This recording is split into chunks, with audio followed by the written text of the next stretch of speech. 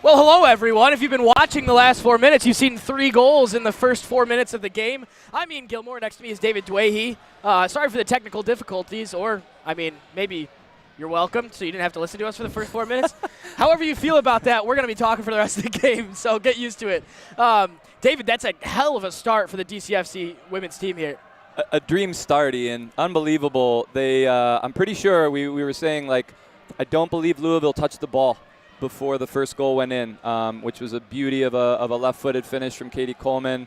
Can't quite remember the assist. It was either Ella Karolak or someone nearby, but it was basically a continuation of the first possession of the game, and then they've just been rolling since. Kayla Addison on a great assist from Hannah Crum, and then their most recent third goal was Kenzie Ruber.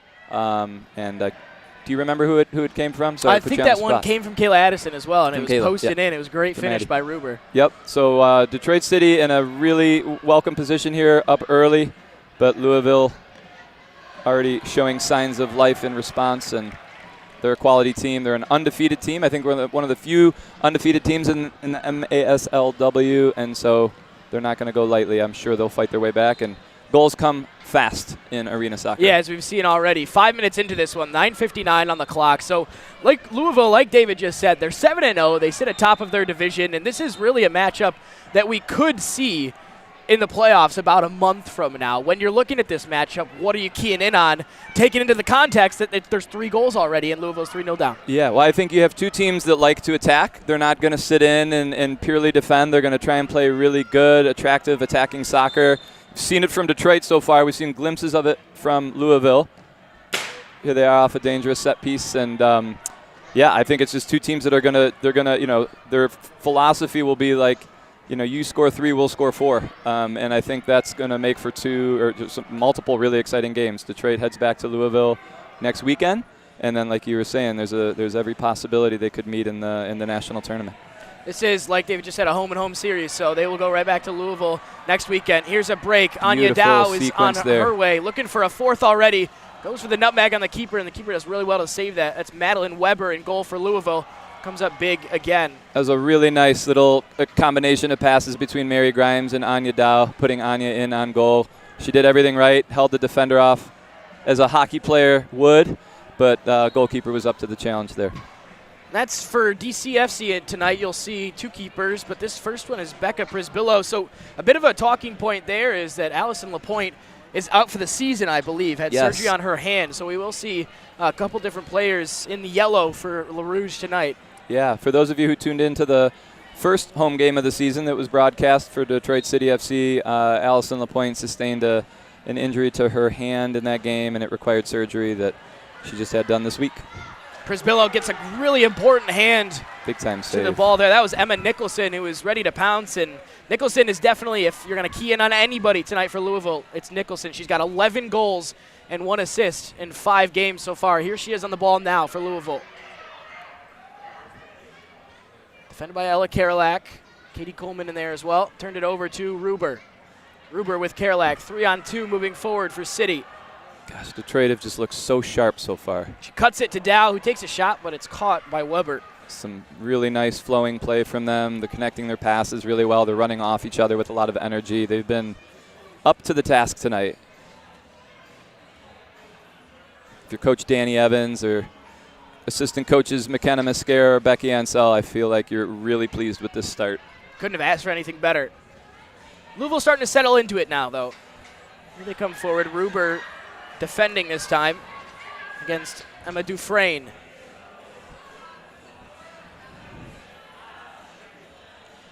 Here we see a little bit of what Louisville's about, able to keep the ball, work it around. Not every team plays this way against Detroit. When Detroit went to Youngstown last weekend, for example, I think they had the lion's share of possession, and Youngstown were just kind of sitting in and absorbing pressure, and Louisville proving themselves already to be a team that's going to be able to punch back a bit and keep the ball at times. Karolak stands over the ball. Will go down the side to Ruber. Ruber trying to beat with her pace, and it's kind of a foul made there that Dufresne almost had to, as Ruber has electric pace. That's the first thing you notice when you watch her play, and she was ready to break down the side. Tactical foul, if you will, stopping the threat. Coleman back to Karolak as we reach sort of the midway point of this first quarter. 7:30 left on the clock as Ruber chases it down into the corner. Maybe it's good for the two of us that we weren't live for those first 3 goals because here's maybe a fourth. That one is blocked off the line. There. I'm gonna say we didn't like exert ourselves too much in reacting to those 3 really nice first goals for Detroit City FC. And the voice might have been gone. Yeah, we got a little gas in the tank now, thanks to that reprieve. Good step from Katie Coleman.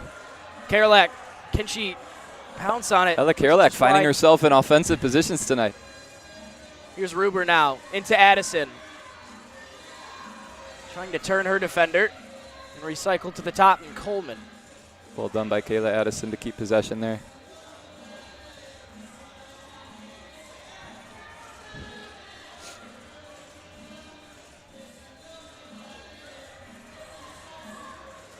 I say right now Detroit City FC are playing like a team that has the lead. They seem to be confident. Everything's kind of flowing for them, and they're trying things. They're establishing possession in the Louisville final fourth on this field. Yeah. And really just playing with a lot of freedom and comfort. Here come Louisville now, though.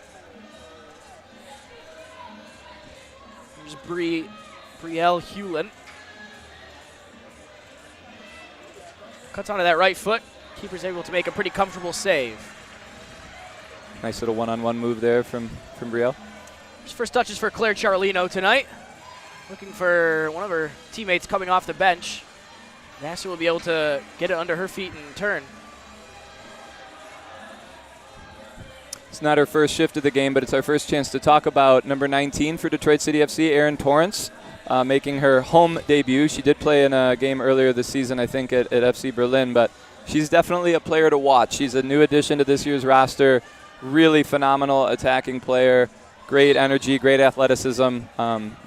She's a player to watch tonight, and I think she's excited to be finally opening her home account for Detroit City FC. Nasser was fouled there by Caitlin Kellogg, who the Louisville coaching staff says we'll see both in goal and on the field tonight. Here goes Grimes forward. Looking to cut it back post, and she does. Excuse me, that's Megan Varant with her 10th goal of the season, just about 10 minutes into this first quarter. Really well taken from Megan Varant there. Gosh, they're really on right now. Detroit City FC are feeling it. They're finishing their chances. They're creating chance after chance, and it just seems to be coming really easily for them right now. And after that, we'll take our first time out of the game. 4-0, 10 minutes into this. David, what have you been impressed with most so far? Oh, man, where do I start? The way they're circulating the ball, everybody's touching it. I mean, you saw the best example of that was right off the opening kickoff. Just the way they kept possession, but it was like dangerous possession. They're moving forward. They're establishing themselves in the final part of the field. They're being really clinical, and they're finishing. Passing when they should, shooting when they should. Defensively, they've been really locked in. I feel like there's like 5 or 6 things that they've just done at like an A+ level so far. And obviously the challenge now becomes not becoming complacent and like keeping your foot on the gas, so to speak. This is pretty unknown territory for Louisville so far this season. They've conceded 14 goals in 7 games all year, so they're averaging just about 2 goals given up a game. They've given up 4 in the first 10 minutes. What do they have to do to stop this bleeding right now? This is unknown. This is uncharted territory for them. I think they're maybe a little shell-shocked. They're a quality team. They've got a great coaching staff. They're seasoned. So, I think every team finds themselves in these situations at some point, and you just got to dig deep and regroup. I think the timeout was probably a significant attempt on the part of their coaching staff to just like stop the bleeding, like you said, and see if they can find a way back into this thing. But I have no doubt that they'll settle down. It's also probably noteworthy to point out this is their first time playing here, at least for a few years, and this is a tough environment to come and play in. It's a little bit overwhelming, and they might just be adjusting to that still. Their coaching staff did mention that they were really excited to be here and play here, that, like you said, they played here a few years ago. Wasn't MASLW then, but they're pretty excited to be here, and they've improved a lot over the last few years. A losing record a couple of years ago when they were here initially, looking to come through and get their first goal of the game. Laying it back for Kellogg. Nasser was able to block it there. a couple of years ago when they played here, I remember I was so impressed with them as a team that had a losing record. I think the division they were playing in was extremely competitive that year, and we just was really impressed. And I think they, like you said, they've come a long way from that. So they were a strong club to begin with, and here they are undefeated in the MASLW. Yeah, I think the coaching staff was saying that year they were like 3-7 or 4-6. The next year they were 6-4, and here they are 7-0. Progress Again, every year. Behind it so Great far ball tonight. From Fatima Nasser. Great ball. Trying to head it onward. 4.5 minutes left to go in this first quarter. An eventful first quarter. Very. Here's Varant again, looking for that through ball to Torrance. Great ball. Great. Poking it with that there right it is. foot. Aaron Torrance, so good. That's a goal scoring. It's almost like you know what you're talking about here. Just the way she ran off the ball there, the composure. Took it with her right foot, which I think threw the goalkeeper off a little bit, across her body. Like, took the shot a little quicker than expected, and just really, it was a goal scorer's goal. She's a great finisher, and just proving me right, which is awesome. Thank you, Aaron. You're a big fan of that. Thank you. Yeah, those finishes when it's not much back lift outside of the foot, poke it over the keeper's leg. Those are hard to stop. This is starting to feel a little surreal. I came here tonight super excited for this game, and I continue to be, because I do believe that Louisville will work their way into this, but I just can't believe how well it's gone for Detroit City FC so far. I thought we were going to have like a really kind of a defensive stalemate in the beginning where teams were feeling each other out, but the goals have already started to flow, and the game's opened up immediately. Big surprise. Yeah, I mean, even talking to some supporters in the clubhouse before the game, they were like, yeah, it should be a barnstormer tonight. Pretty good game, even teams, at least from what we've seen on paper. Yep. Here's Hannah Crum. DCFC right back into that final fourth again. Here's Teffend.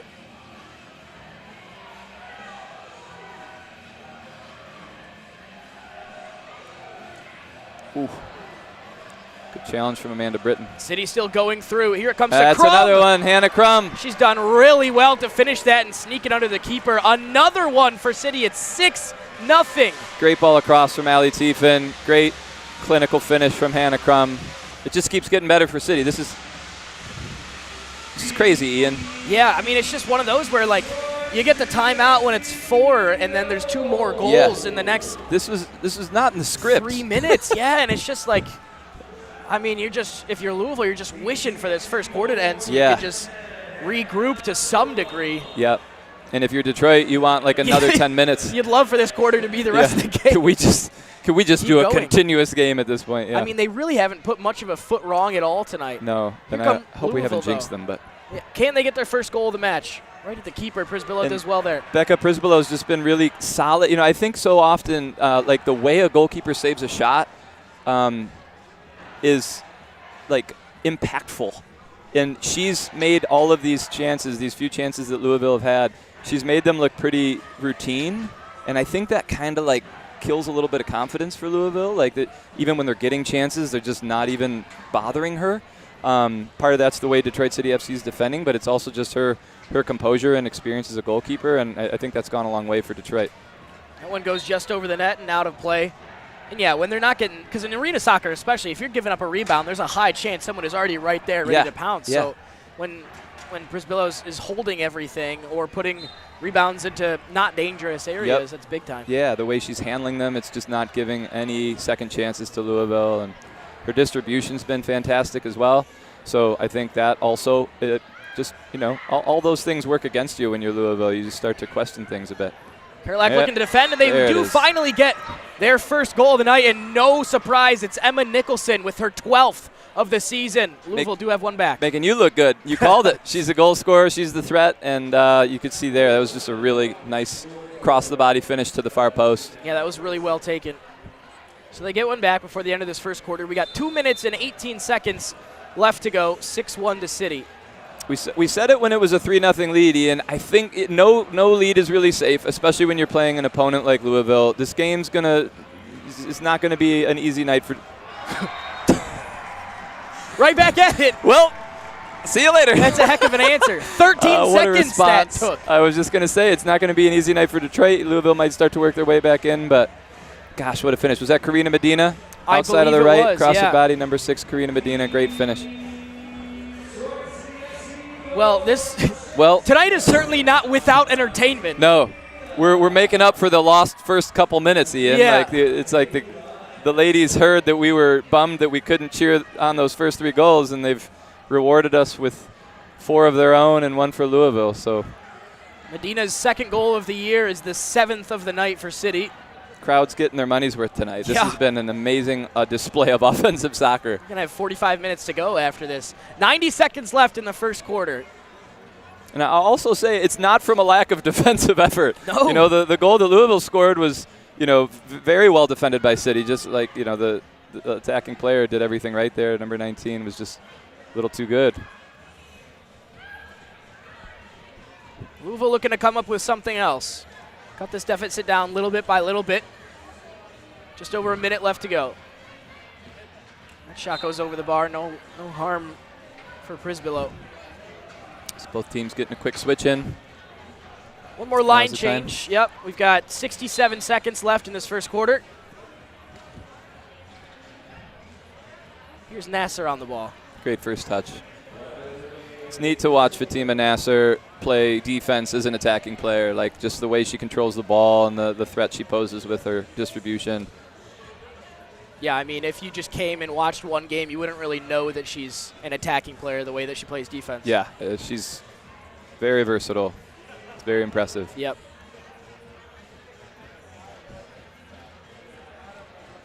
She's got a really good understanding with Claire Ciurlino. That's a great back two.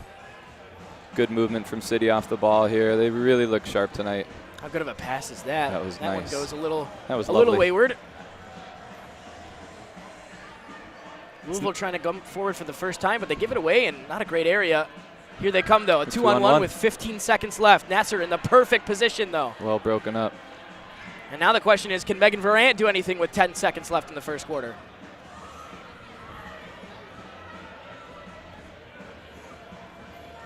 Kayla Addison is the farthest player back to end this first quarter. Wow, what an action-packed first 15 minutes. 7-1 is the score. City is ahead after that first quarter. We'll take a little break and be back with you for the second quarter right after this.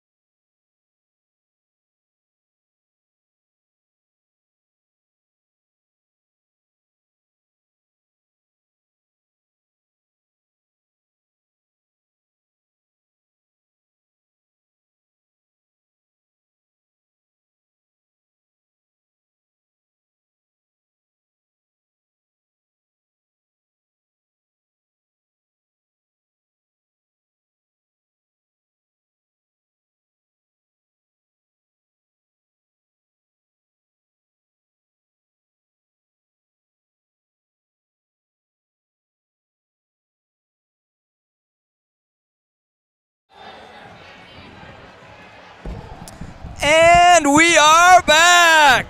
It's called showbiz. I don't think anybody on the stream knows what just happened. That's totally okay. For those of you tuning in from home or in the clubhouse, you should know that our very own Ian Gilmore just did double duty. We're running double duty tonight, and, Ebby has big shoes, and I'm just doing my best to fill maybe one of them. You're doing a nice job so far. All right, we are back underway, the second quarter here from the City Fieldhouse. So how would you describe what you just did? You went from commentator to master of ceremonies? I believe so, yeah. And incredibly temporarily. Yeah, but back to commentary mode. I hope you're comfortable toggling tonight. Yeah, no, all good. Take one mic off, just grab another. Grab another and speak into it. Yeah, that's showbiz. Hey, I thought we might be wise to take this opportunity to let those viewing in from home what's going on with this little home and away between these two teams in terms of the supporters groups and their initiative to create a little charity element. 100%. So I think this happened between the supporters, and the official name is French, so we're not going to try to butcher it.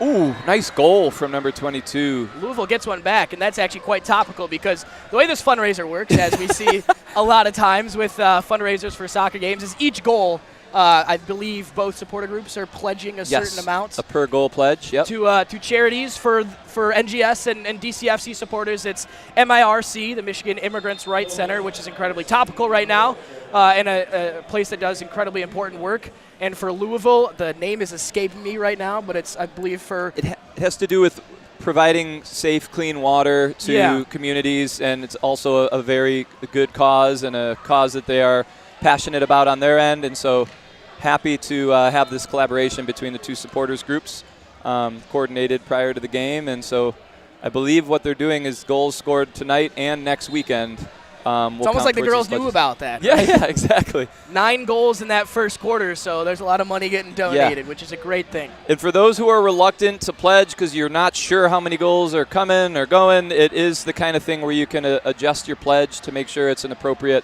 donation in the end for you and what you're able to provide.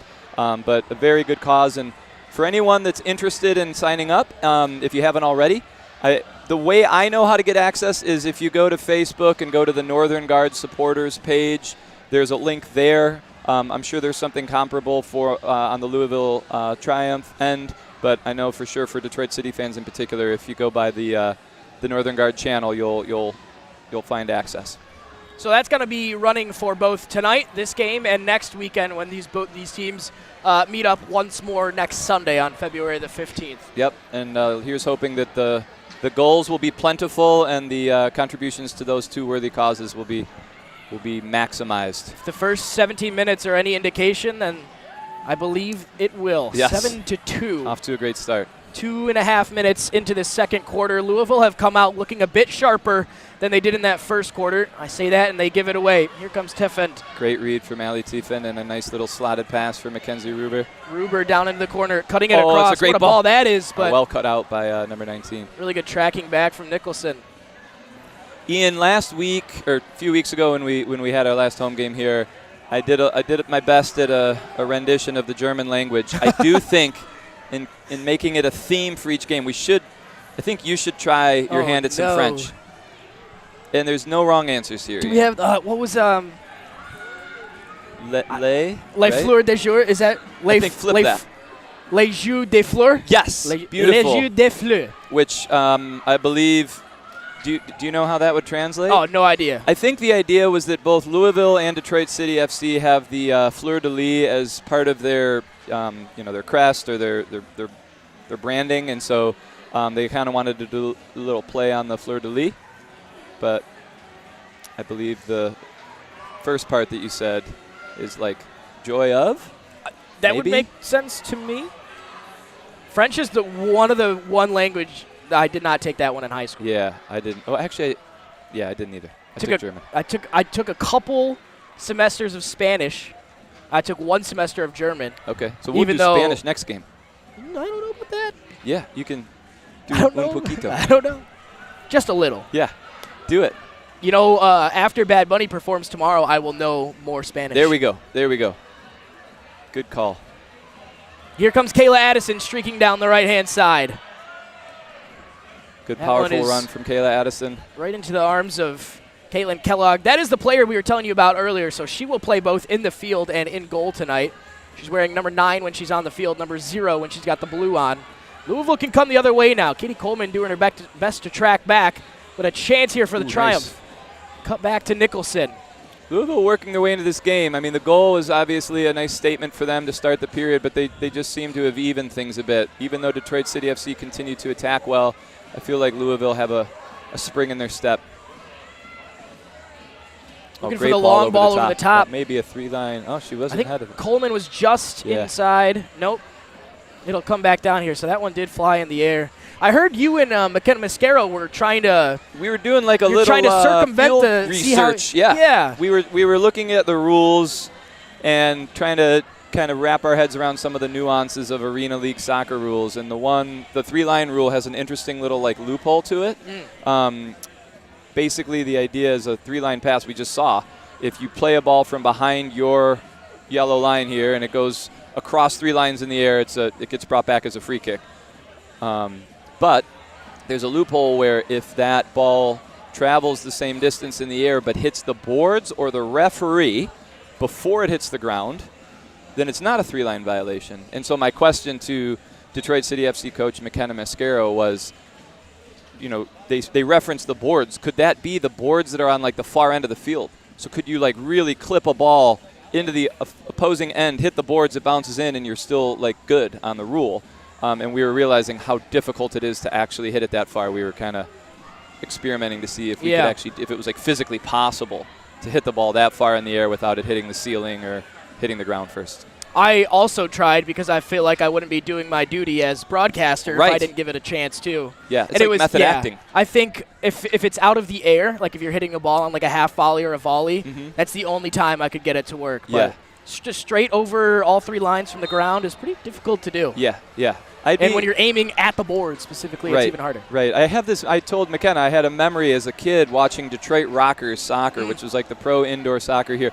I remember goalies and defenders doing that, knocking it really deep and then almost like a hockey-style dump and pick it up as a forward. But I think the difference was that field was shorter.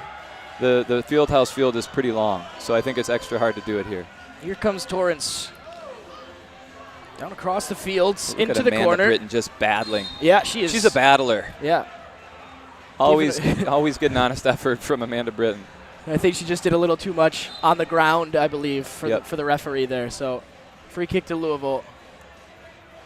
Nasser right on the back, and Britton will put in a tackle as well. Amanda Britton just did one of my favorite things that happens in indoor soccer, which is like when a player's got it against the boards and defensively you kind of like you take the risk and you double team it and you just get in there and make it real hard to get out. And great defensive strategy. What a win by Claire Ciarlino. Can Nasser pounce on it? Good take from Fatima blocked out Nasser. By Naismith right in front of the keeper once more. Torrance. Here's Hannah Crum. 10 goals last year in the MSLW. Nice. She had to her tally here. Ciarlino cutting in, looking Very for nice. Medina. That one is right above the goal and into the net. Nice little sequence from Detroit City FC there. Some intricate passing. Culminates in a chance. Couple subs either side as we see some more new face or fresh faces into the game. 8 minutes to go in this first half in the second quarter. Sprinting down that side is Naismith showing her pace. Knocks that one in off the boards. Nasser is there first. Well tracked by Anya Dow.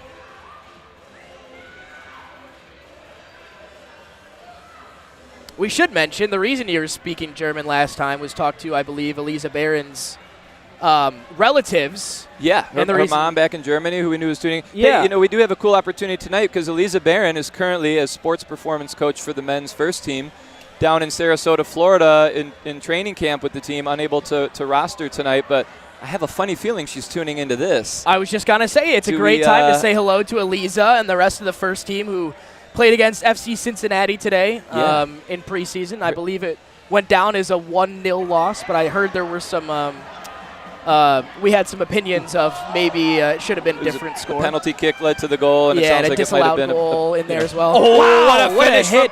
Karina Medina's feeling it tonight. Yeah, that's her second goal. That was a great strike from distance.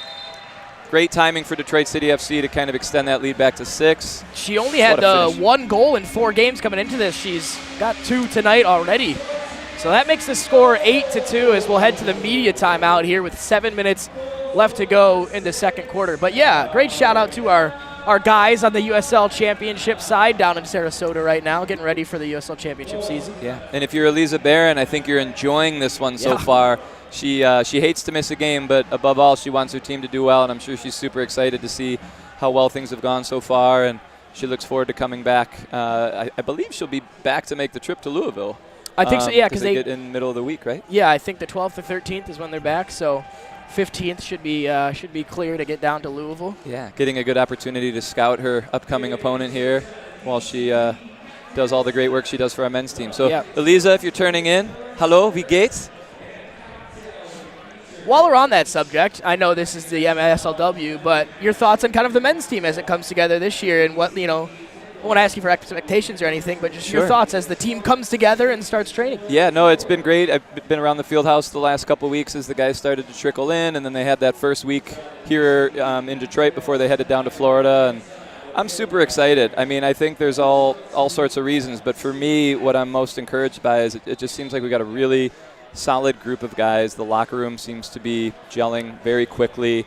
Some great returning players who have spearheaded that, but also I feel like the personality of the guys that have come in, they're all a great fit, and they're all going to bring leadership and kindness and character and all the things that you hope a player brings off the field. So I'm a big fan of getting that part right. When we had our women's team the last couple summers, I think that was really the secret to our success, was that we just brought in really good people who happen to be good at soccer, and I think that's a recipe for success. And they seem to be very encouraged by the result today against an MLS side early on, only their second competitive game, and, to basically hold them to one goal, and it was a goal that they felt was a little unfortunate, so really promising. Ooh, wow. What a hit that is. A strike. 9 seconds after the break, and Louisville have one more back. We'll see the number. She's going to turn around. Looks like Nicholson. Number 16. Was that number 16 with the left? It was either 16 or 19. Either way. We'll get down to the bottom of that. What a hit. Yeah. What a hit. I think that caught the post and went in, unsavable. Kirsten Williams laid out, did everything she could for that one, but that was just a fantastic finish from Louisville. So the score is 8-3, 6 minutes, 40 seconds left to go in the second quarter in the first half. Been entertained by some beautiful goals tonight. Treated to, I meant to say. Yeah. But they've been entertaining. Late whistle there to give a free kick to Louisville. And to their credit, Louisville, after a couple of these breaks, have come out really well. Yeah. So whatever they're saying in the team huddles over there seems to be working. Yep. Credit to their coaching staff for keeping them calm and in the game, and credit to their players for staying in it. Players having a conversation with the ref right now. Wonder what they're talking about. I'm not sure. I don't think there's been that many fouls called tonight, so I don't think it could be anything along those lines. Maybe she's just asking him what his favorite show is. Could be, And there we see Kellogg. Ooh, and here we go, a little one-on-one. Kellogg is out. Good idea from Zoe Greenhalgh. Putting that on the empty net, but just a little wide. Kayla Addison is there to try to clean it up. It's an interesting thing when you've got a keeper that can play in the field as well. She can get up there, but again, this field looks smaller than the 11v11 fields, but let me tell you, especially on Wednesday nights when you're playing rec soccer and you got to track back, it's a lot longer than you think it is. Speaking of Wednesday nights, I would like to point out that this past Wednesday. Hold on. No. First, David Dwayhe is not on the team, but he gave an incredible shift for the first time that I have seen. It was a very enjoyable cameo. I don't know if he played with the team before, but it was awesome. There's a staff team here at the Detroit City Fieldhouse. I enjoyed a brief but enjoyable shift this week. But before that, I got to play witness to one of the best goals in competitive co-ed indoor soccer that I've seen in a long time, courtesy of my co-host here, Ian Gilmore. I go into detail, but I'll just leave the audience, maybe picturing it in their own minds. It was just like a lovely cut-in, low-driven curler. I think it hit the post and went in. It's because I've been watching film here. Yeah, you took your cue from what these women are doing tonight. But it was a thing of beauty. And nice to know that your commentator here tonight can also put the ball in the back of the net.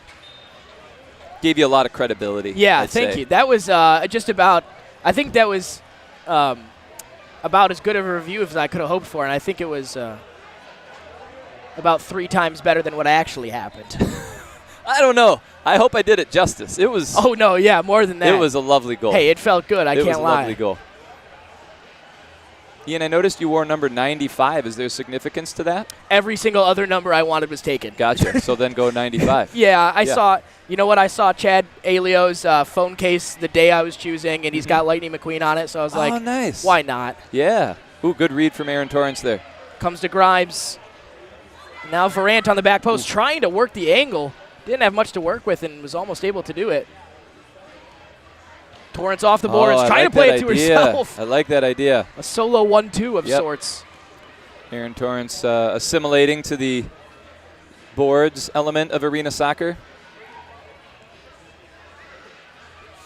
Now, I know one of the things we talked about last time was you having coached a lot of these women in past lives. Was Torrance on that list as well? No, so Aaron's a new addition to the Detroit City FC player pool, and I think Danny Evans, you know, I don't know exactly how she discovered her, but all reports point to the idea that Aaron would be a welcome addition to the W League season this summer, and I hope we'll see her out there. She's making her way forward once more. Varant with a nice little shimmy. Back to Britton. Left foot goes just a little bit high, and it will fall for a goal kick. Yeah, Torrance has been really impressive so far in her home debut, as you say. Just over 4 minutes left to play in the second quarter. 8-3, the lead for Le Rouge at the moment. So much quality in this game. You just see the first touches being taken by both teams. Like, this is a really, really high level. These teams are working incredibly hard defensively, which makes it really difficult to do much when you have the ball and to buy any time for yourself. But see some of these sequences of play here. It's really a testament to the quality of players that are on both rosters. Super enjoyable to witness a game like this up close and personal. It's calmed down a bit since the start. Obviously, that was a rapid beginning to the game, especially for City. So the pace had to slow. It could only go down, right? Yeah. So this quarter, it's been 2-1 to Louisville, so they can take some solace in knowing that they're improving as it goes on. Oh, what a ball from Karina Medina. Here's Ella Karolak. With her left foot. Ooh, off the post. What a hit. Comes back to Crum. Love it. Puts it over the bar. Unlucky Hannah Crum. What a strike from Ella Karolak. Her non-preferred left foot does not look like a non-preferred foot. And she hit that really clean. When they got past the keeper, I thought it was in for sure, but Millimeters sends it back out. Yep. It's a really nice turn. Really well done. And now there's numbers forward for Louisville. They go to the right. Trying to get it in, but it's off the boards. It went just wide. I believe, Ian, do you have access to the roster? Number 22 for Louisville, is it Kayla? Kayla Dickerman, yeah. Yeah, so Kayla Dickerman, for those who were listening earlier when we were talking about the charity component of this game, Kayla was the one that originally reached out to us as a player who I believe is also one of the founding members of the club. And she was a big part of the reason that this whole, could you say it again? I keep forgetting what it is. That's Les Yeux des Fleurs. Thank you. Oh, man, you nailed it on that one, Practice. buddy. I think she was she was the impetus behind that whole idea. And so credit to number 22, Kayla Dickerman, for having such a cool idea and getting the supporters groups on the same page and communicating ahead of time to organize something like that. Got a timeout on the turf/floor as the teams will sort of regroup for these last 2.5 minutes before we head into the halftime break. It's really, the way this started, obviously, like you were saying, it's surreal. The way this started is incredibly interesting, just of the way it's gone since then, right? If you don't give, I mean, it's saying a lot, but if you don't give up 4 goals in the first 5 minutes, then this is a 1-goal game. But the fact of the matter is that it's not. It's a 5-goal game. So if you're Louisville, can you do anything other than just chip away slowly one by one? Yeah. You know, I feel like we've seen it here at the Fieldhouse. We've seen it when our women go on the road. Anybody who's played indoor soccer in a local league. The one thing that I've always found to be true about the game is that goals come in bursts sometimes, and you can get, 1 becomes 2, becomes 3 real quick. And I think Louisville don't have to make it happen right away. There's plenty of time left in this game, but the same way Detroit City FC got off to such a hot start, I think, what do they say? Like in basketball, your team goes on a run. Yeah. I think there's that same phenomenon with arena soccer, very unlike the 11v11 version of the game where goals are much, fewer and farther between. But, I think at some point they're just going to look to go on a run and, get Detroit City FC on their heels and try and get 2 or 3 goals in quick succession. It's not uncommon. It happens all the time, even when top-level teams are in the match. It's just like a game of in terms of the goals. They come in chunks sometimes. Yeah, I think that's a really good analogy to basketball, because it was almost like when a basketball team's going down and just nailing three-pointer after three-pointer. That's what it was. The goals just kept going in. And if you see them keep going in, you just kind of keep shooting. Right. You just kind of you heat it up and you stay hot as long as you can. But it's not easier said than done. But I think if you're Louisville, you know that you maybe got one of those in you, and just keep the game close until you can find it. Playing a little bit of fly keeper here with number 0 in the back. Yeah, Kellogg is giving him an extra number right now. Obviously, that's sort of a high-risk, high-reward sort of strategy. Kind of a built-in power play, but you do sometimes sacrifice in transition, although Louisville definitely doing a nice job pinning Detroit City in. They will recycle things as we're just under 2 minutes left to go in the first half. And it's a memory I don't want to drudge up for the Detroit City FC women, but when they played in the national final last year against Chihuahua Savage, I think the one area that Chihuahua was so good at was bringing their goalkeeper forward and often bringing that 6th attacker in, and it was really effective. And Detroit didn't have a great answer for it, understandably, because it's just super tough to get out of your own end. And I think Louisville are going to try and experiment with that approach. It like you said, you risk a little bit, but if you're good at it, you gain a lot of ground, and it's hard for the other team to get out. Yeah. Just one of those things. If you lose the ball, then the keeper's out, and those are sometimes difficult chances. Great pass from Kayla Dickerman. What? Did that go in? Or no, I think it came out. Yeah, it came off the board. Wow, great ball from Kayla Dickerman. Great finish from, we'll see in a second here. I believe it was Brielle Hewlin. Yep.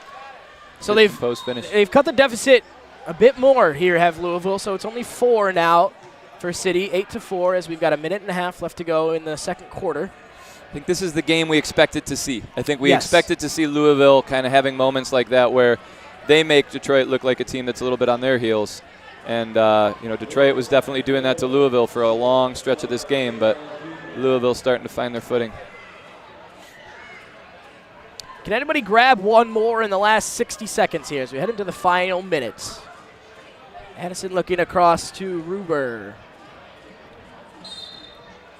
Got a foot in sort of the back, and a foul is called. Good call from referee Carrie Martinez. Refs a number of the Detroit City FC W League games in the summer. She's an amazing official and an even better person.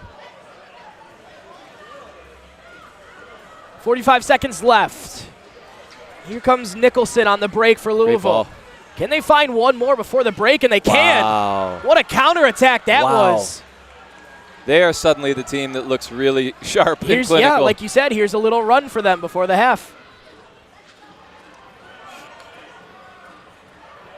That's the thing about arena soccer is they can come so quick. Yep. Ball was down here, and 10 seconds later, it's in the goal. It was a really nice sequence from Louisville, and they're going to try and get one more here. They don't want. Now they're the team that doesn't want the period to end. We were saying that at the end of the first period. Oh, here comes Amanda Britton. Chance for Britton with her left foot. Sends that one just wide, but the rebound comes to Torrance. Good tracking back by Hewlin, and she gets in the way once more. Down the line with 15 seconds left in the half. That'll stop the clock at 13.2. The clock stopping is an interesting element of this, like the end of a period. Again, the comparison to basketball, it's like sometimes a period takes a while to end. Grimes. Torrance. Great first touch. Ooh. Set herself up really well, but sends the shot wide. That was a great first touch from Aaron Torrance. Coleman can't do much more than just put it towards goal. Clock stops with less than a second to go. So that will all but take us to the halfway point of this game. And wow, have things been reset? I think it's fair to say. We'll go into halftime. Great way to finish the half from Louisville. Yeah. So that's 4-1 in that second quarter. And just like that, Louisville are back into things. Your thoughts on that first half, David? I think a tale of 2 quarters. Louisville really strong in the second. Great response from them. You knew it was probably in them to eventually figure this out. But Detroit benefiting still from the strong start that they had. And I think halftime will give both teams a enough distance from this game to really have it be a completely new thing in the second half. But really exciting end-to-end soccer. We've all been treated to some beautiful goals tonight. Looking forward to what's ahead. They'll take a break, and so will we. We'll see you back here in just about 15 minutes. Until then, we'll see you.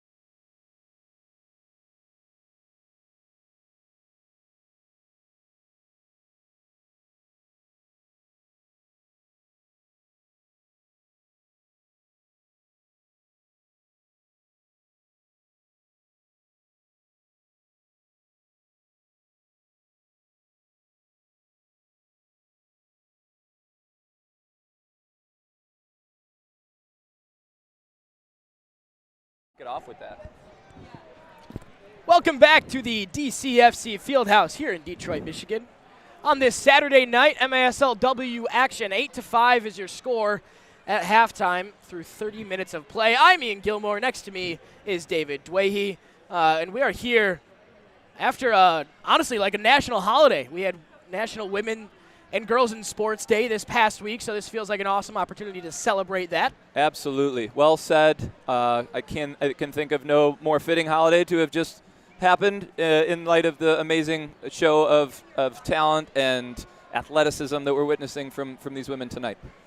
So I have been monitoring the chat at halftime, by the way, David. So apparently Zhu is games. So the flower games. Very cool. What a clever moniker for this little supporter-driven, charity-based rivalry. Should we reiterate the scheme Yeah, here? 100%. And I don't know if this is just one side or total, but it sounds like at least something is about $200 per goal right now. So that first half, that's $2,600, which is incredible. But tell the people how they can get involved. Yeah, so my understanding from Kayla Dickerman, number 22 on Louisville, was that each side of supporters was going to pledge. And basically, for Detroit City FC, there's a pledge per goal amount currently being multiplied by 8. And those monies will go to the Michigan Immigrant Rights Center, which is a very worthy and an organization doing great work during a time where it's more important than ever. I believe the name escaped both of us in the first half. It continues to, but Water Step.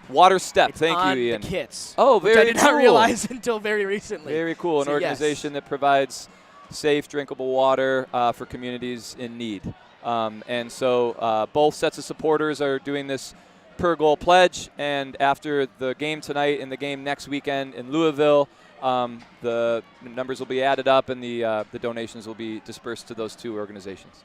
So that's just a time where you see kind of the best of sports and the best of supporters. Yes. And we know that NGS does so much with charity work and philanthropy throughout the year, so to see that continue is always great. Absolutely. They are a wonderful representative for the club, the philanthropic nature of their work, the way they support the team, and the initiatives like the one we just described are a great example of that.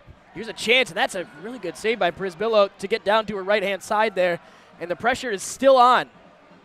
We're seeing Louisville kind of pick up where they left off at the end of the first half, just in terms of sort of suffocating Detroit City FC's attempts at getting out of their own half, and some nice sustained possession. That's Ella Karolak, the quintessential press breaker. She can do it on her own, as we just witnessed.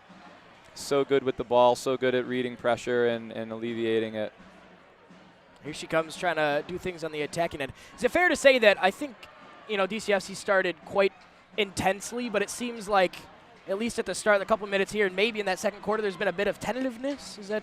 Yeah, and I think that, you got to give a lot of credit to Louisville for causing that. Detroit City FC were flying high. Yeah. Everything was going their incredible. way. They were like full, like pedal to the metal. Everything was clicking.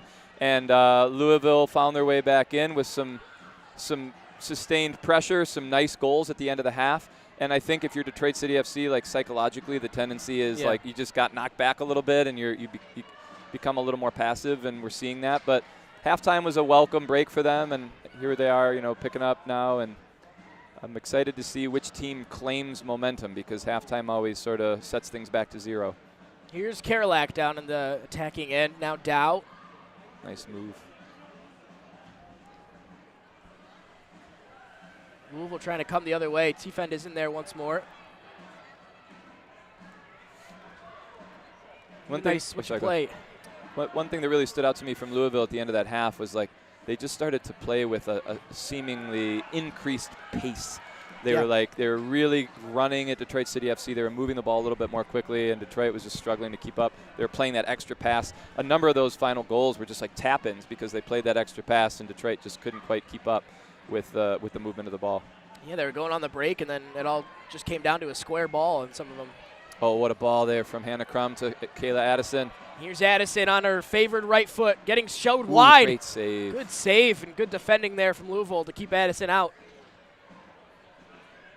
Kayla Addison, mentioning her name reminds me a shout-out that I meant to give tonight.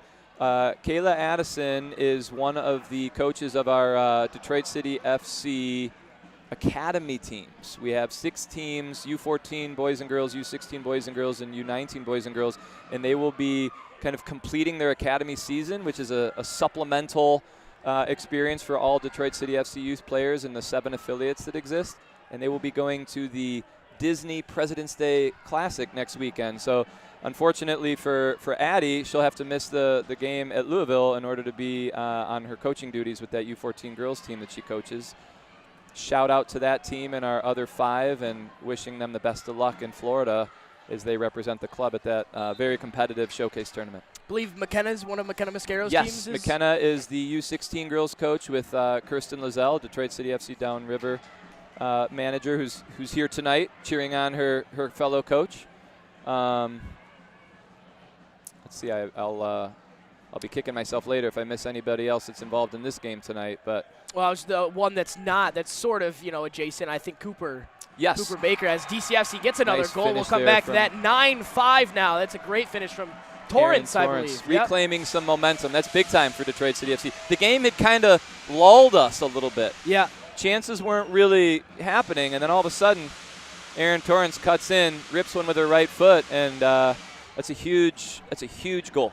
That's a huge goal. Yeah, the first 5 minutes of the second half had not had too many chances. We're almost at 10 minutes to go in the third, so just about 5 minutes into this third quarter, and that's the first goal that we've seen. So keep that pledge money going up, and that's the 9th goal for City tonight.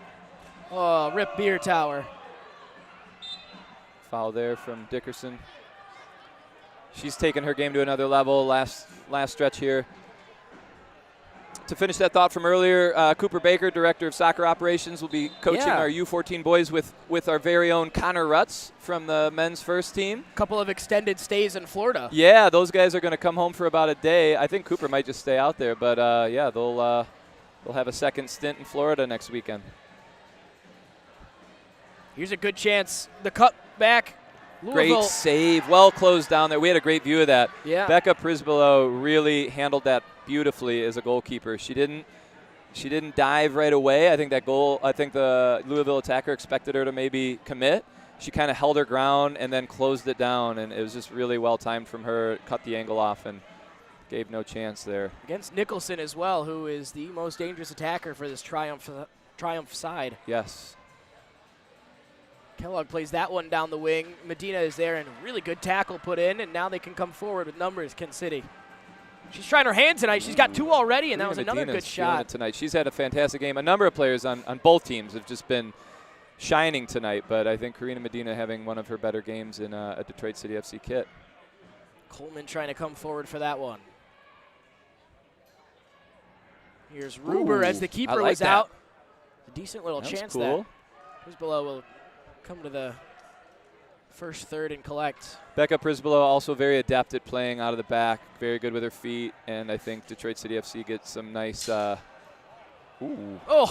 get a nice, there's a luxury in that when you have a goalkeeper that's comfortable distributing.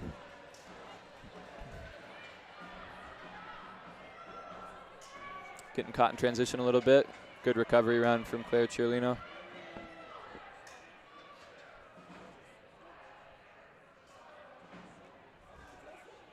Medina uses her body really well there.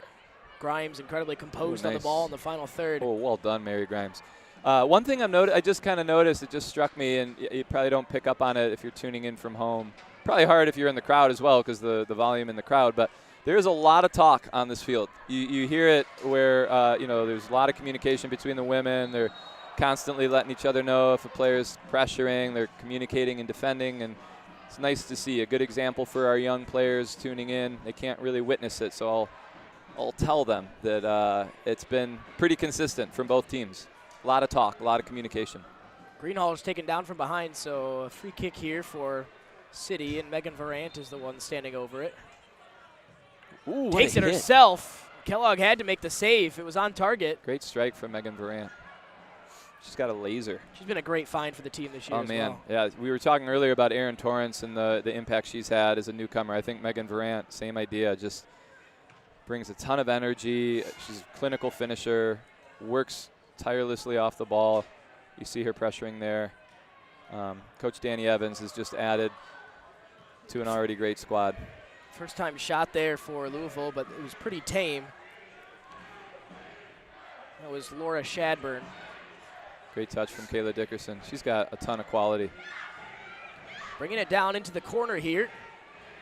We'll keep playing. Good physical play from both sides. Dickerman gets back to it, and she creates a chance for her team. That one was played off the side. Saw her kind of sneak up on Mary Grimes there. She almost like hid back for a second and then like a sneak attack. Sneak defense.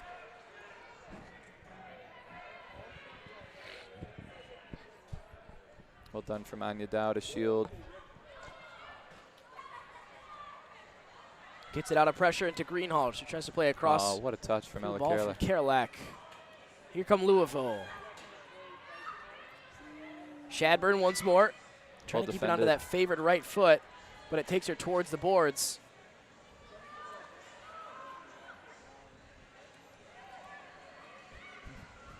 Here's Charlino. Back to Karolak. 6 minutes to go in the third quarter here. 4-goal lead for LaRouge. The game seems to have kind of found a little bit of a rhythm. It's not as, I mean, the goal scoring is definitely slowed down, but I also feel like both teams are kind of like in this, it's a chess match all of a sudden. They're trying to unlock each other. Chances are a little less frequent. Defenses have figured out offenses. Yeah, it's so intriguing what happens with a crazy first quarter and start to the game like we had. Like what changes come tactically that you just don't get in a game where things are even from the start. Right. Yeah, I kind of expected this to be how the game was going to be from the initial kickoff, but we were treated to an absolute explosion of goals in the first period, and it kind of continued in the end of the second period, but now things seem to have kind of settled down, and the teams are maybe being a little bit more defensive. Detroit City FC in particular, especially after getting that last goal. I think they feel like that 4-goal cushion is plenty, and now they just have to make sure they don't lose focus. Trying to play it in towards the box. Robbins looking to lay Great it off. defensive effort from Amanda Britton there, tracking that runner. Trying to release Crum, but Kellogg is pretty far off her line. An interesting thing about arena soccer is like it's so there's so many moments where I think defensively it's easy to switch off. Like, you know, there's so much going on around you. It's easy to lose sight of the player that you're marking, and in particular, and we see it right here. there. Here we go. Louisville has a 2-on-none chance, and it's cannoned off the bar.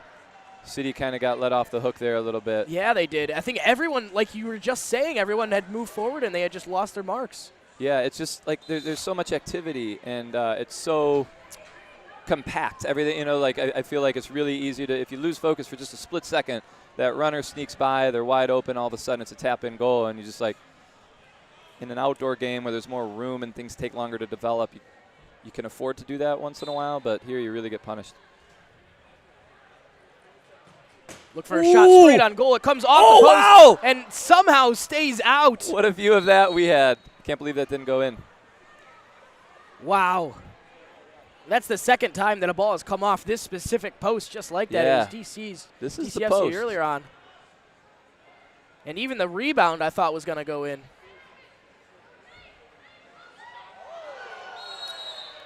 Hannah Crum drawing a foul. As she does Something so well. we've seen before. I love to talk about that. Hannah Crum is a master of the dark arts. She can draw fouls with the best of them. And it's not simulation, to clarify. She's just really good at like winning the spot, putting herself between the ball and the other player, sensing contact. Got a timeout here, I believe, from Louisville. So 4 minutes and 18 seconds left to go in this third quarter. We got a game on our hands here, Ian. We do, and it's really interesting. I feel like it's happened in stages almost. Because that start was just kind of crazy and something that we haven't seen, at least in the 2 games that we've had here so far. Yeah. Incredibly quick out of the gates from City tonight. We'll take this time to shout out some of the people in the clubhouse. Hello for those watching, and shout out to our bar staff and kitchen staff, Sam and Emma and Judy and Thad and everybody else. Some of the hardest working folks in football. Yeah. Yep. And they do it with a smile, and we're very grateful for all their great work and goodwill. And if they're listening, We see you guys. We appreciate you. Tip your bartender. Tip your bartender. Remember, they love you, but it's conditional. Tip them. Oh, can I do a shout out? Go ahead.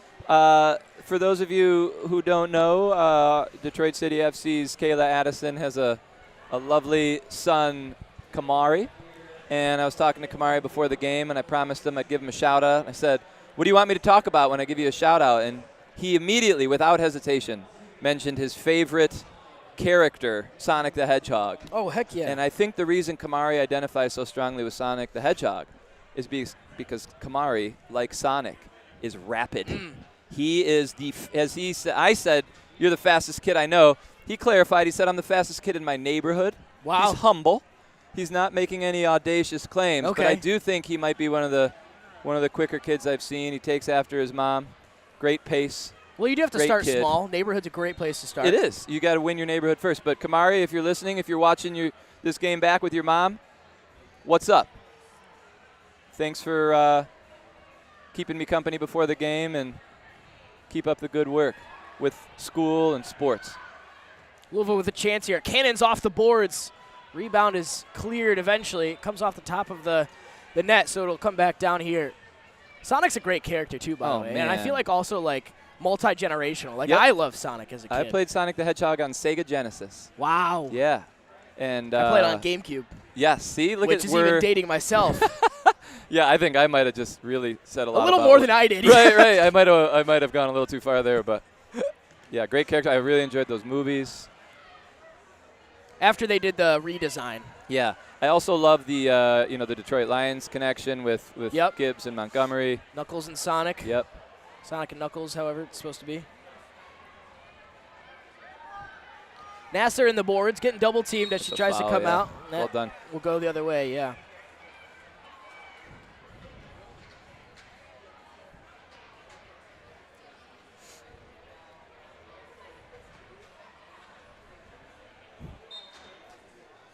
Ian, if you're the odds makers in Vegas, how this thing turns out, I think you really have no clue what's going to happen next. Yeah, I mean, it's tough. It is a 4-goal lead, so I think there's definitely one team with the upper hand for sure. But from what we've seen tonight and how we've talked about, teams can score in bunches. Yep. There's every chance that anything can happen in the final sort of 18, 19 minutes that we've got left to go. Yeah, and what's cool is that we've kind of seen that potential from both teams tonight. City off the bat and then Louisville at the end of the second quarter. And so it's kind of neat to think that we might see another version or two of those runs, and really, really curious to see how this thing plays out.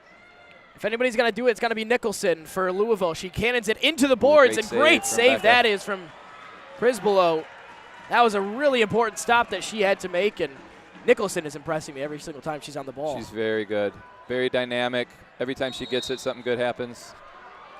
That one's going against Kenzie Ruber. That was an interesting tangle up. I think it probably could have gone either way. Yeah, We'll go to Louisville. I think in a situation like that, as a ref, you have to blow the whistle, but you really could probably make a case for going either way with it.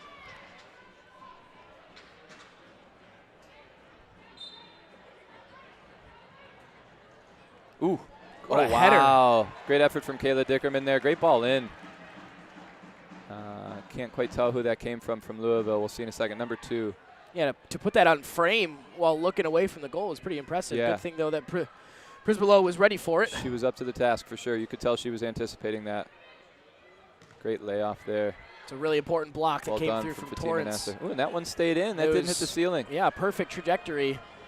Dickerman using her body really well there, Aaron but Torrance gets it. Oh, cut it out! How good is that? Oh, my gosh, is that at the post? It's off the boards on the side. That was so well done from Aaron Torrance to roll it and then use the outside of her right. Yeah. Oh, I'm so impressed with that. It deserved a goal. She just couldn't get across it just enough. That was so well taken from her. She did everything right. Goalie really made it hard for her coming out. But, man, that was so smooth. And that's a bit of skill that you don't necessarily expect from, like, a player of Aaron's profile is like the strong, good-sized target player who's, like, posting up a lot. But to run at the goalie like that and pull a move like that and get the ball off her foot so quickly, she's extremely versatile. That was, oh, man, that was pretty sweet. Well done, Aaron. So 1 minute, 36 seconds. left in the third quarter, as we'll come back down to the left for a Louisville Triumph free kick here from the second dot. I blacked out for a second. What just happened? Why is the free kick here? Did the throw go? Oh, wow. And they've capitalized, so they score Unlucky. on that That's and cut it to 3. So deflected free kick. Prisbillo hit one from just about her box all the way down. Went straight it was out, past right? 3 lines, but yeah, it hit the net instead of Gotcha. the boards. So it must be that, like, on a goalkeeper distribution, if it goes out, it's brought back. Because that was a pretty that free kick was taken pretty close to the Detroit City goal. Yeah. It was not near where it went out, I guess is what I'm getting at. So it must have been like whoever plays it if it's the furthest player back. All these little rules of arena soccer we're still getting used to. Yeah, and I think the one thing I'm trying to figure out these days and / this game is if there's a difference in where the kick is taken depending on like if you're under pressure or not. Yeah. Because if it's just like you're hitting a free one out of bounds, sort of like in hockey, right. if you just flip a puck up into the net for no reason. Yeah, or as if that opposed to the other all. team. Right. If you're under pressure and matters, you're just clearing. yeah. Or Comes Megan Durant, great ball to Anya Dow. Charlino working forward, trying to keep her feet, and she does, but she does lose the ball. 40 seconds left to go in the third quarter. Claire Ciarlino could give Sonic the Hedgehog a run for his money. She is also rapid, as they say. I think that's the new term, right? Ooh, Rapid. what a ball. Look at that 1-2. Great return pass from Anya Dow to Megan Durant there. Just trickled wide. Durant just not able to finish. 20 seconds to go. Ciarlino tracking back. Great pressure from Claire. Hewlin on it, trying to take a long one off the boards. 15 seconds left. That one past the feet of Dow. One more chance maybe here for Triumph. Here's Dickerman. City getting caught on a change there. Takes a wild shot off the boards. Flicked on, and that will bring us to the end of the third quarter. All right. We've got a game on our hands. Game on. Game on. It is a 3-goal game. Detroit have only scored twice since the first quarter. Louisville have been the ones doing that. 5 goals themselves since the first, as we'll head into a little bit of a break and be back with you for the fourth quarter.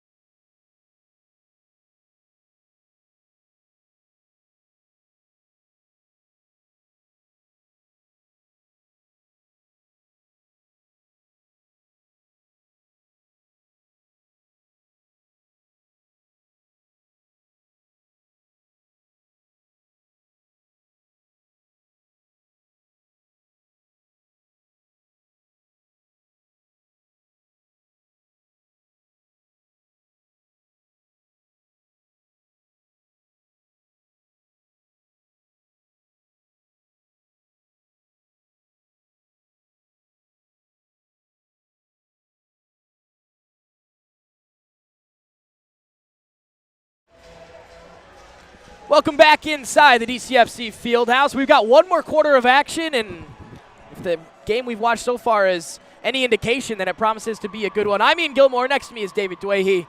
It's 9-6. City lead over Louisville Triumph with 15 minutes left to go. Here we go. David, what are you looking for in this final quarter? I'm just excited to see how it all turns out. It's been a fantastic game.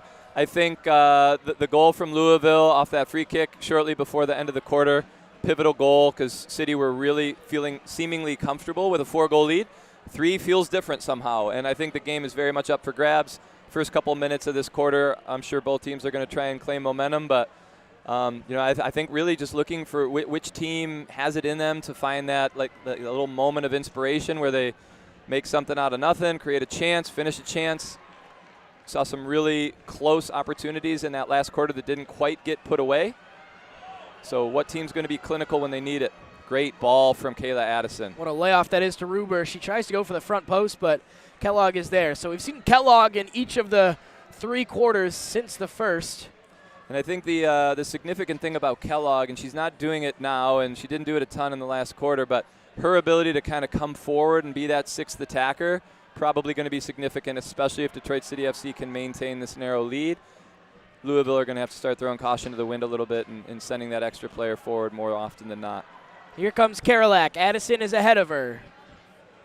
3 defenders back for Louisville. It falls to the feet of a 4th. The pace of this game, and I think it's noteworthy, Louisville have traveled well, but they have not brought a lot of players. Right. They really only have 2 lines functionally, and I think that's maybe something to look for in this 4th quarter, especially if Detroit City FC can get that next goal. You might find a little bit of that, like, Louisville's running on fumes. What a ball. What a ball from Hannah Crum there. Sorry to interrupt myself. Torrance can't get it at you. Does anybody ever apologize to themselves for interrupting them? No, that's new. That's the first time I've heard. That's a new thing. I'm starting that. We should all apologize to ourselves more often. Kindness. That's right. But I think Mr. Rogers had a piece on that. Yeah, like being Did good you say to something yourself, like, right. It's really hard to forgive people who are mean to you, especially when that person is yourself? Yeah, Mr. Rogers was profound. I mean, ball knowledge to the Seriously. Here's Torrance onto her left foot. Oh, good take. I'm telling you, Erin Torrance, when she gets the ball, if you're the other team, you're on your heels a little bit. She is an unsettling player to play against. Yeah, it's a great way to describe her.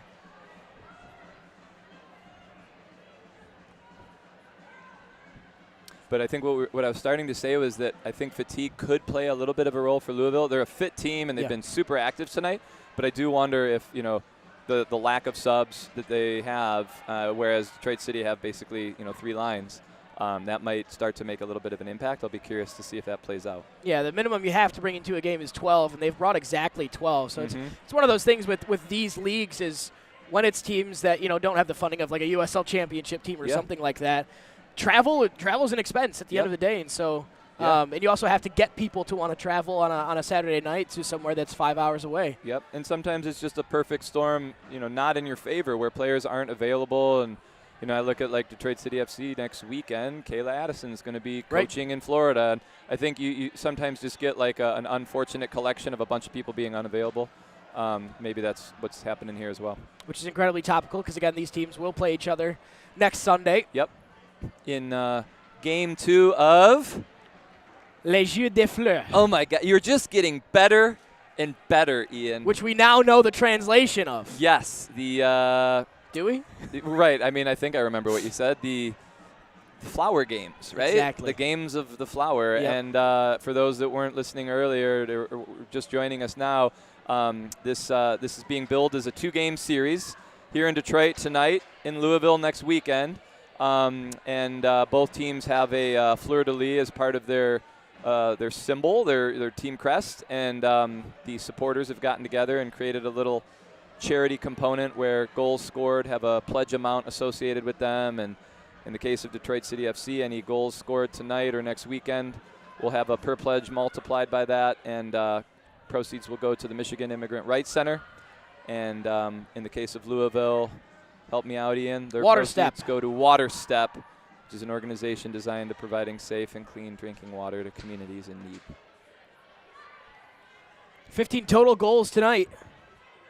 And last we heard from the YouTube chat is pledges are around $200 at least. That's awesome. So that's $3,000 on night one. It's not a foreign concept for Detroit City FC and its supporters. The Northern Guard organizes a robust fundraiser in the month of June for Pride Month. They do this thing called Pride Raiser. It's the same mechanism, and they usually have the proceeds there going to the Ruth Ellis Center. So neat to see them finding a winter version of that here with this series with Louisville. That was a good save on an awkward ball down there by Kristen Williams. And here comes DCFC the other way. It's a 3-on-3, at least for the moment. Great ball, great diagonal ball from Mary Grimes. Hit that hard and got it through to Megan Durant. Looking for Ruber on the trail. Ooh, that one, good save. Wow. She tries to keep it out. She still does somehow. Wow. This is why arena soccer is so exciting. Yeah, Kellogg. That was such a cool flurry. I mean, we had the best view of it in the house. Goalkeeper for Louisville just making an incredible second effort there to keep the ball out. Mackenzie Ruber almost worked it over the line there, but that would have been a pivotal goal. I think the next goal is going to be so consequential here. Yeah, you're looking with 9 minutes to go now. 4 is a pretty tough mountain to climb, but if you cut it to 2, that's very doable. Absolutely. Down into the corner, cutting inside. Fans here at sold out Detroit City. Oh, what a ball from Karina Medina.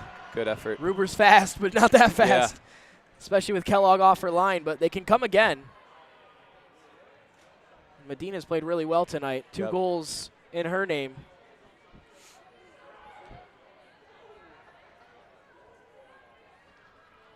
But a sellout crowd here tonight, as has become customary when Detroit City FC plays at home. But what's noteworthy is I believe tickets were sold out to tonight's match like days ago, Ian. Yeah, I mean, the first I heard of it was yesterday afternoon, at least. Yeah, it's so pretty awesome. Yeah, and that's on a night when Duel in the D is happening at LCA with Michigan and Michigan State Hockey. Yep. So there's other things happening in the city. People still want to be here. I think that's a great sign for – obviously, we know that Keyworth gets packed on every Saturday with 7,000 people, but even in the off-season, people are clamoring for soccer. And that's just in here. There's many more in the clubhouse as well that are. Yeah, I think we're definitely pushing well over 500 total tonight, which is, awesome. Nice little turn there from Kayla Addison. Fights her way through. Square. Oh, what a look to Hannah Crum. You could see they had that moment of nonverbal communication where Addie looked up and saw Hannah making the run and just got intercepted by Louisville. It was a really good look from Kayla Addison. Nicholson trying to go the other way. Well done by Ella Karolak to track there, and good team defending with Allie Tiefin. Boy, both teams are really just putting it all out there right now. Like, the effort is unquestionable.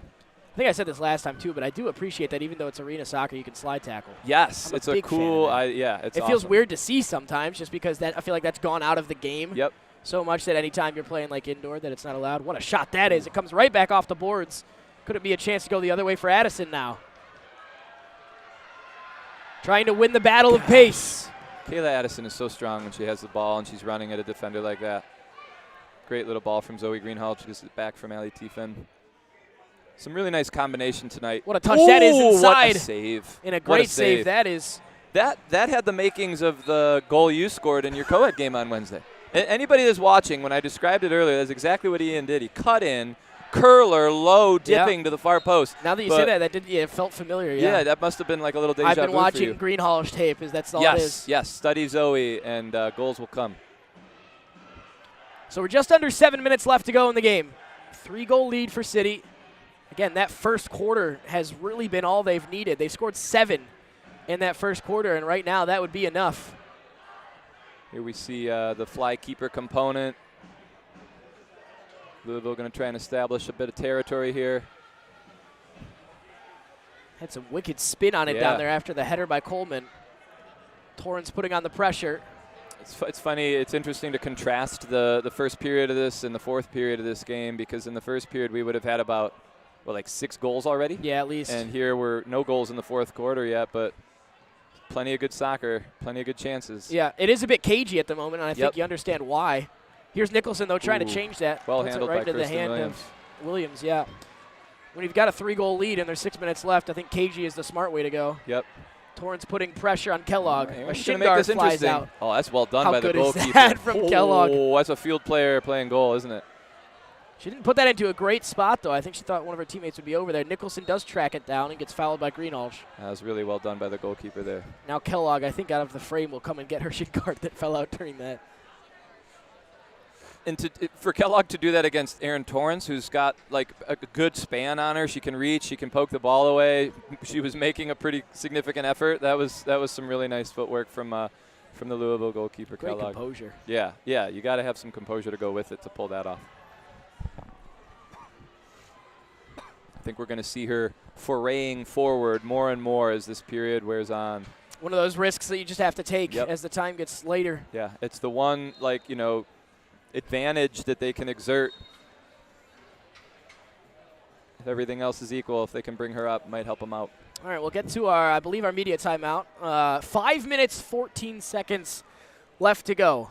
Again, an interesting one, and we've said it before. This one kind of happened in stages. That first quarter, it was 7-1 after 15 minutes of action. Since then, City have only scored twice, but again, it's all they've needed. Louisville have worked their way into this game. 3 goals down, 5 minutes to go. It's a big task, but they've scored in bunches already today. Yep, I think it's an interesting difference. Like the 3-goal margin is, it's not quite tight enough that Detroit City FC are playing totally tight. They're not totally bunkered in, but I do think 1 goal puts them into that state. So it's been a pretty free-flowing quarter. Certainly, like you said, cagey. Both teams are really making every effort not to concede, and Louisville, trying to force the issue. But I do think if Louisville scores, we're going to see a dramatic shift in the defensive posture of Detroit City FC. They're going to maybe go into a little bit more of a, lockdown mode. Whereas right now they are still attacking. They are still trying to go for that important 10th goal. So the next goal is so pivotal in so many ways. Something I've just seen is I believe Kellogg will come back onto the field. I think they've switched keepers. They did say, talking to the Louisville staff earlier today, they brought 3 keepers with them. Now the one thing is we've been struggling to identify number 16 all day. It's listed as Kaylee Utley on our roster. Okay. But the staff told me that Kaylee Utley was not here today. So gotcha. we'll work on that. We'll just maybe go by the number. Yeah, so we now know Kellogg is going to wear number 16 in orange in this last 5 minutes, and she'll swap with a teammate in goal. Well, I have a theory, Ian, and my theory is that the goalkeeper that they're going to put in is going to start to do even more of what Kellogg. I think Kellogg is probably somebody that they want on the field, not having to worry about come back and make saves. But I do suspect that whoever they're about to put in net, and you can see she's got the game shorts on, I have a feeling she might be playing that in futsal they call it a fly keeper. I don't know if it's equivalent in arena soccer, but she's essentially going to position herself as a 6th attacker. She's going to come forward. They're going to try and maintain possession. She will stay in an advanced position, and if Detroit City FC can win it, they might get a couple of those wide open goal looks that you see in a hockey game when the goalie gets pulled. And I think every indication, the fact that she's not wearing goalie gloves says that what you just said is exactly right. So they're going to really make a final push here in these last 5 minutes, which is, probably perfect timing for Louisville to have that media timeout. They can regroup. They can discuss the strategy. And, they don't have to get that 7th goal right away, but once they get it, they know that it would kind of force Detroit on their heels, and then the strategy becomes even more favorable for them. Yeah. So I think they're going to really try and exert the advantage of that 6th attacker. I totally appreciate them going for that, too. I do, too. You got to, man, and I think it's going to make for a really exciting last 5 minutes. See how it plays out.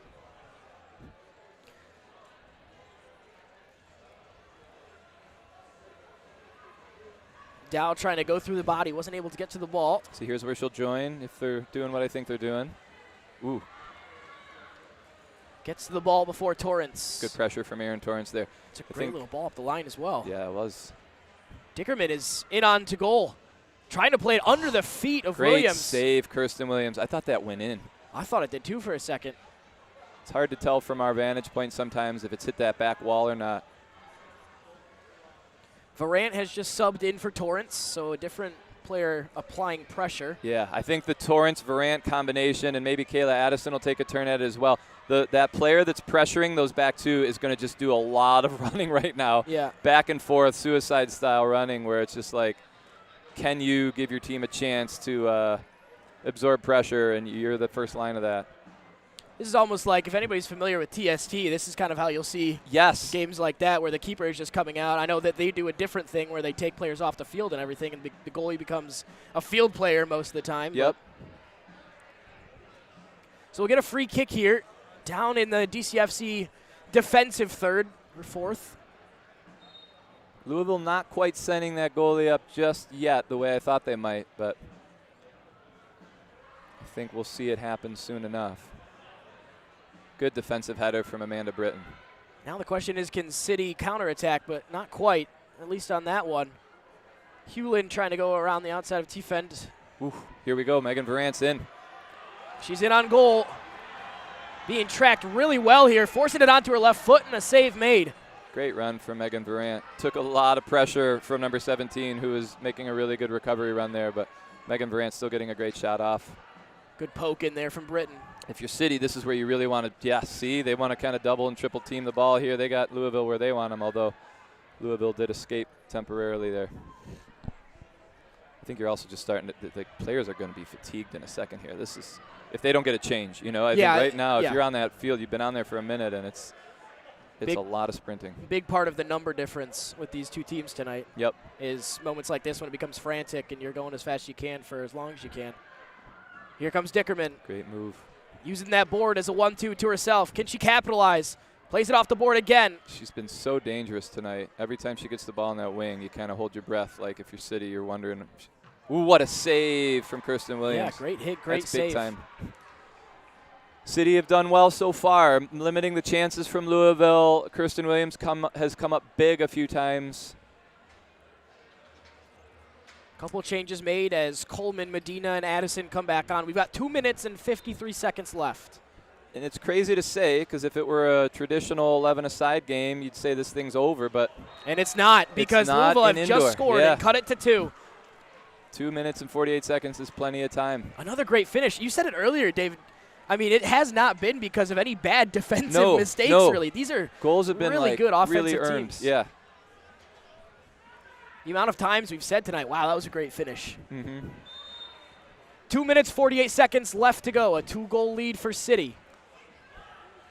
Well, you know who I'm happy for? I'm happy for the supporters because, last season I felt like a lot of Detroit City FC's home games were fairly one-sided. The game was kind of, the result was fairly, decided upon in the first, second quarter of those games. Detroit City FC playing FC Berlin a few weeks ago and playing Louisville Triumph tonight. Both games have gone to the wire, as we're seeing here. Yeah. Which is what fans want. You don't want to know who's going to win. It's much more fun this way. Keeper's out. Ruber is trying to go for a long one, but it's headed away. Though it's a little nervy, I think if you're Detroit City FC, you're still feeling real good about the position you're in. They just have to focus on their defending now. As we hit 2 minutes. Yeah, 2 minutes left to go. 2-goal game. Grimes is there defending. Ooh, here we go. Keeper's out Karina one Medina, more time. She might try her luck. She's looking up at it. Love it. Love it. It's a good idea. Just and a it bit allows her offline. team to get a quick change. Kayla Addison can come off, and here comes Erin Torrance. She's going to try and be a little pressure monster here.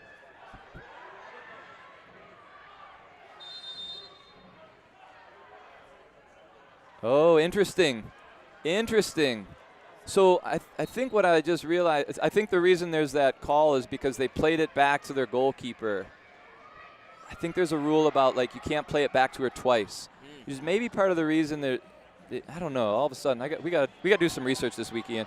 Yeah, that was a new one for me. But I noticed that, they had played it to her twice, and then all of a sudden the ref just blew the whistle. So might have been some version of that rule. Here comes Nicholson. The most dangerous player for Triumph. Cuts inside, cuts back outside. Wow, what an another effort. Great save. Who was that? Katie Coleman sliding across, leaving her feet to tackle that away. Oh, this is so exciting, Ian. We'll take it quickly. This is so exciting, Ian. This one's going to come to the This middle. is going to go to a dangerous spot. Louisville is not out of this. No. They're in a decent spot here. They score here. It's going to be real tight for the last minute and 10. The clock is stopped, at 1 minute and 10 seconds. Wall's got to be brave here. We might see a timeout. Yep, Louisville want to talk this one through. They want to get this set piece right. Yeah, this is one that if you can get the set piece right, it's a 1-goal game, and you've got a minute to try to tie things up. Oh, this is crazy. I can't believe we're here. I can. I can too. But And we kind of predicted it, didn't we? I mean, Yeah. when the game started so much in favor of Detroit City FC, you could still see the quality in Louisville. You knew they were going to work their way back into the game, and it's just been this slow, incremental comeback from them. Even though it happened in a couple waves, it's like they've steadily been chipping away at the overall margin. And here we are, two-goal margin going into the final minute, 10 seconds. This is up for grabs. How fun has this been? Super fun. Yeah, appreciate everybody tuning in tonight. Yeah. Those in the clubhouse, got to give a shout out to Patty in Lake Orion, Tom and Vicky in Marine City, everyone around the world. Yeah. Our international audience, global audience. Who knows? I wonder what nations are represented. We'll have to get the YouTube analytics to you after. Yeah, we'll let you guys know. I'll get back to you on that. I'll have my people talk to your people. Yep. All right, so the scene is 1 minute, 10 seconds left to go. City leads 9-7 over Louisville, who have really gone on a 6-2 run since that first quarter. They've got a free kick about 12 yards from goal. Good block from Hannah Crum. Back into things. Torrance clears. Ooh. Keeper comes out of her box. Can't use her hands. It's there. What a and save! She makes the save. What a save, Kirsten Williams. How huge is that? Dickerman was right on the doorstep, and it comes to the arms of Williams. Wow. Detroit did not get much of a reprieve there. Kirsten Williams tried to throw that one clear, and it just got won and cleared right away. And these balls that are hitting the net are not helping Detroit City FC's cause. But it's also out of necessity. It's going to come right back to the same spot. 41.4 seconds is what the clock is at right now. There is nobody in anything but the last fourth of the field. Blocked by the wall once more. It comes to the keeper. Here's Ella Karolak. Erin Torrance can take a chance here. I think she's going to as well. Yeah, why not? Yep. That's done really well. Really well done by the Louisville defender, number 3. And they're still Brooke in Mullis. this. This game is still on. The hit from Hewlin comes across as we hit 22 seconds left to go. It's now or never time for Louisville.